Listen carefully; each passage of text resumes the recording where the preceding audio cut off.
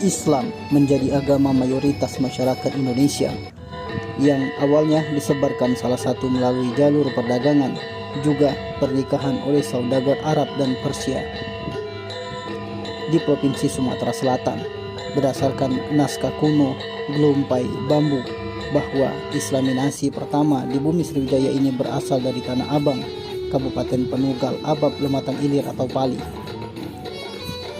Islamisasi pertama di Sumsel ini diceritakan kembali dalam Festival Sriwijaya 2023, penampilan kesenian Kabupaten Pali tentang Bumi Ayu dan Kebun Negeri Undang di pelataran Benteng Kuto Besa atau BKB Palembang. Pembina penampilan seni juga sebagai guru bahasa Indonesia SMK Negeri 1 Tanah Abang Kabupaten Pali, Dewi Margalena menjelaskan, setelah Hindu dan Buddha, Islamisasi pertama di Sumsel adanya di Tanah Abang, yakni di Bumi Ayu. Menceritakan Syekh Nurul Ikhwan dari Arab yang datang dalam perjalanan laut lalu singgah dan menetap di Tanah Abang Pali. Mereka membuat padepokan dan dari sanalah Islamisasi muncul. Lalu diteruskan oleh anaknya yang bernama Arab Maruf.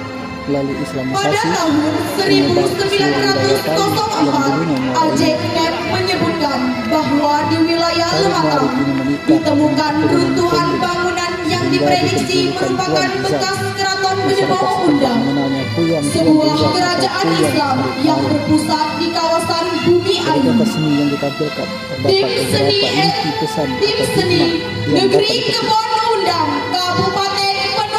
Pesan yang kedua, jangan mudah terpengaruh dengan hal-hal yang tidak baik dan terus berjuang. Di mana-mana masa kolonial Belanda ingin merobohkan benteng yang dipenuhi oleh batu yang rimbun, lalu Belanda mempunyai taktik dengan meluncurkan meriam yang diisi uang logam. Kepala Dinas Kebudayaan Pariwisata Pali, Nopita Febrianti, didampingi Kabid Pariwisata Ade Saraduma, mengatakan persiapan untuk tampil di Festival Sriwijaya ini butuh 1 bulan.